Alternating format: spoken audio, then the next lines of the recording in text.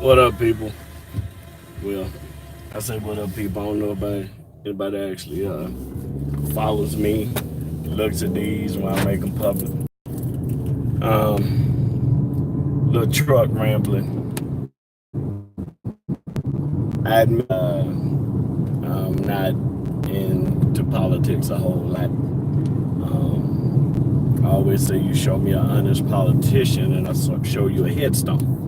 Some might get that, some might not. But I'm watching this stuff. Actually, I've been watching my Facebook news feed all day about this Senate hearing for the judicial seat and the back and forth and whatnot about who did what and if it was really done and did this fool really stop in the middle of the road. These youngers, I swear. Anyway, I'm sorry. Kid just stopped in the middle of the road to get out, check his car instead of pulling over to the side. Anyway, about the allegations against Kavanaugh. I admit I don't watch none of this stuff. All of this, a bunch of arguing, a bunch of lying, and I still feel like at the end of the day, the person's going to receive the nomination. So while folks can get mad and flustered and speak their mind, sometimes you kind of the outcome is inevitable. But I watched, and one thing that people are justifying on one end and crucifying another are rape and sexual misconduct allegations. You see them in relation to who did what and why. A lot of times you see a lot of back and forth along color lines, or racial lines, or however you want to put it, which gets really tiring. My only problem is if someone is found guilty, me personally think that if you get found guilty of the same crime, that the sentencing should be nationwide instead of strictly up to the judge, state by state. You know, I understand there are circumstances, but a lot of times we see a person with a first offense to a crime, they get probation, while others first offense and they get mandatory jail time. Folks like to say it's along the color lines. I really don't know. That's not always the case. I looked at the rape allegations, and Cosby got 3 years, and some people are mad that he got any time. He was found guilty. You gotta do crime. You do the crime, do the time. Ain't that what Beretta said? Or whoever sang the song for Beretta. So him getting 3 years, and then they like to say, well, he's old, so they should give him house arrest. And a friend of mine made a valid point. The man that bombed the church here in Birmingham, Alabama, he was old when he got convicted, when he found guilty and sentenced. So, should he have gotten house arrest? And I understand one is murder, one is rape. So in those cases, as far as sentencing, it would be different. But as far as the excuse of someone being old, let them slide, why? I don't think that should be taken into account. Someone mentioned the woman that admitted she was lying about Emmett Till, that she should be tried. So, based on her age, I think she's 83, 84 now.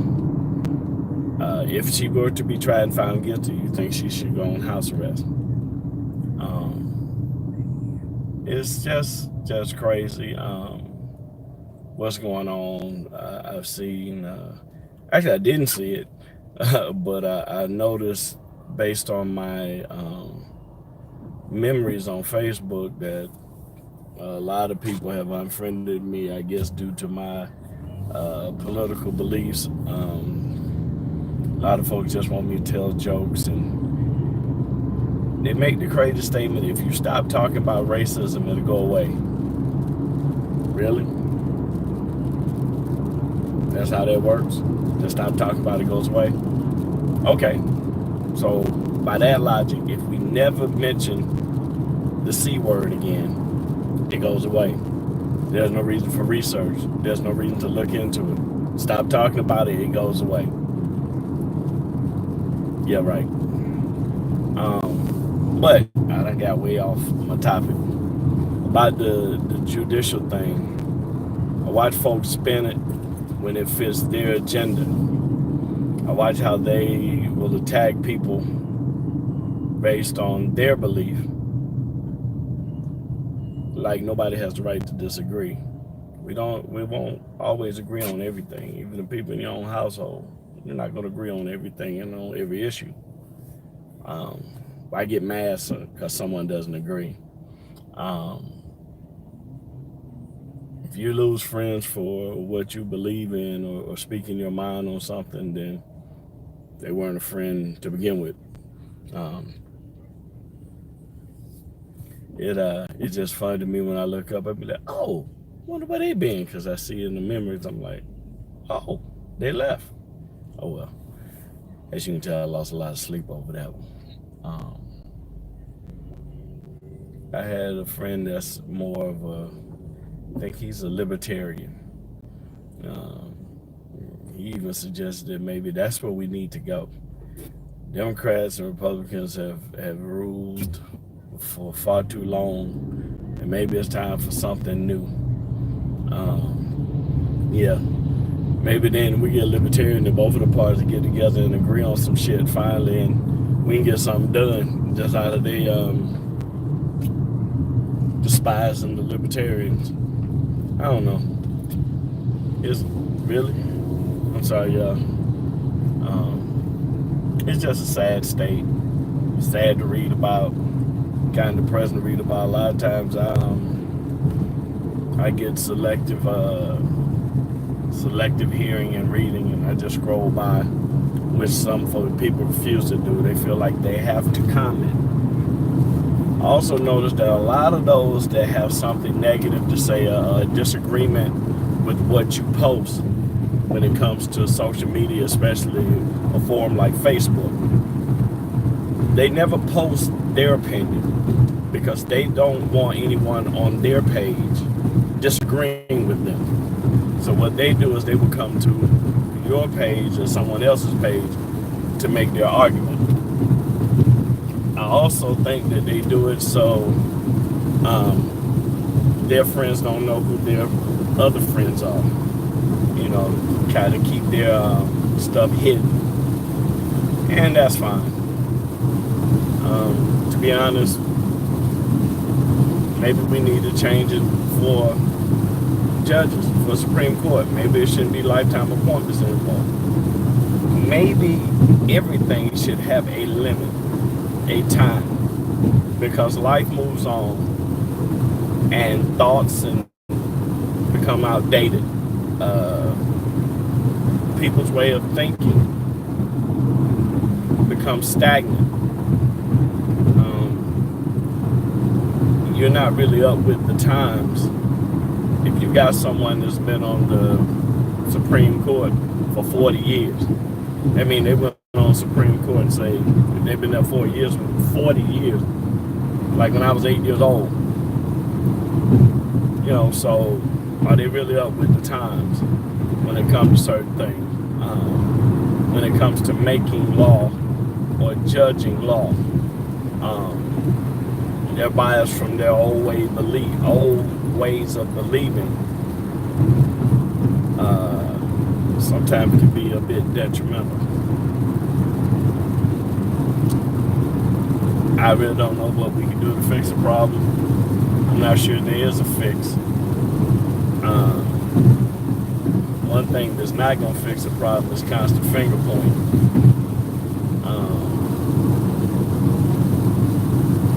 Anybody got any suggestions on how we fix this shit? I mean, really? Anybody? Bueller? Well, that's my time. I think I'm through rambling.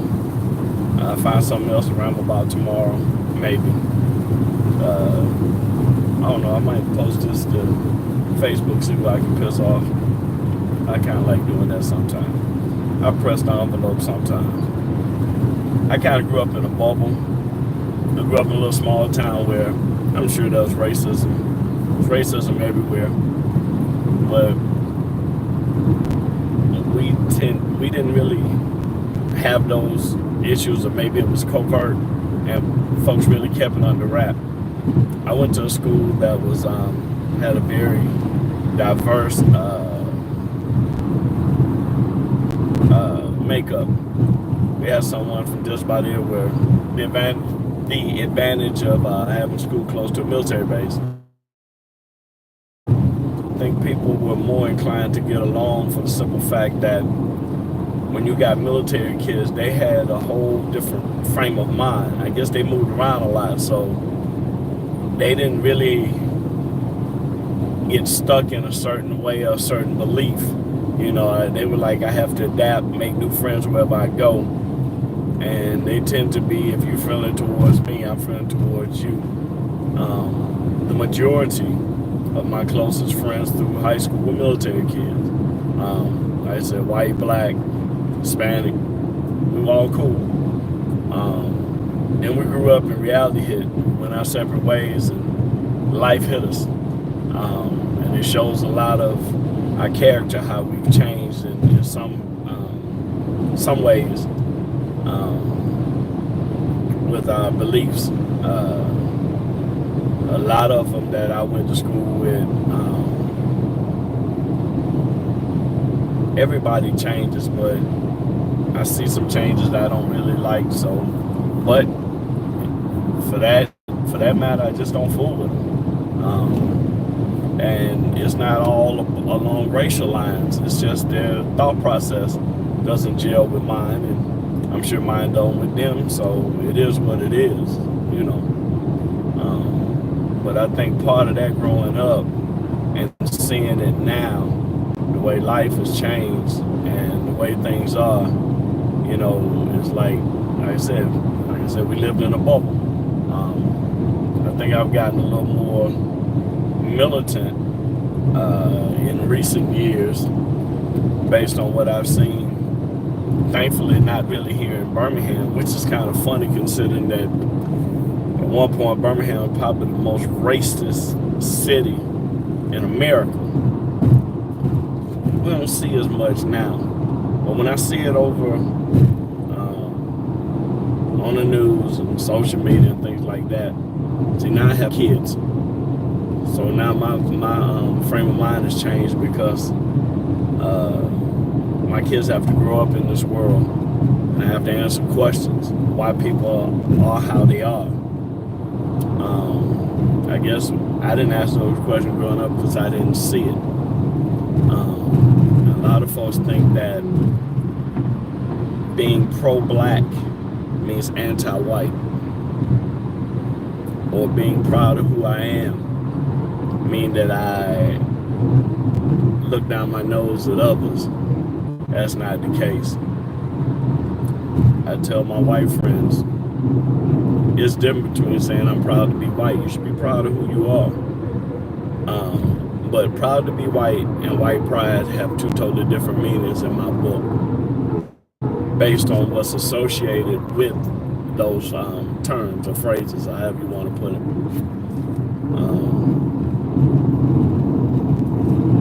I really don't know what our future holds. Nobody really does. But I can tell you that the way it's going, it ain't gonna be pretty.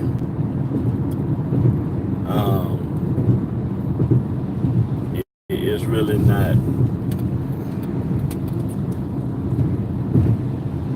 But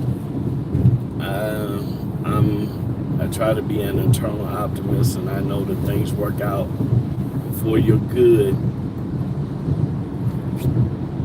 if you just hang in there. It works out for your good if you do good. Eventually it comes back. You know, we talk about karma, and we often mention it in a negative way, like karma gonna come back on folks that mistreat us. But come back on folks that do good too. And we consider blessings and cursings, but when you start saying that, then the religious zealous is hallelujah, and the atheist is like, oh, you trying to exclude me. So, you know, you try to appease everyone in a sense of keeping things, I don't know, PC. I don't know. Like I said, that's why I entitled this Ramblings. I'm just voicing my opinion. Maybe somebody agree. Maybe it'll spark a debate. Maybe somebody will call me a racist asshole. It won't be the first time. But it definitely won't be the last. But if you can't be good to others, start being good to yourself. Maybe that'll teach you how to be good to others. Y'all have a good one. Deuces. And I can't turn it off. Nope, that's not turning it off. Maybe I should just stop talking. What is the stop button? Oh well. Oh, try that.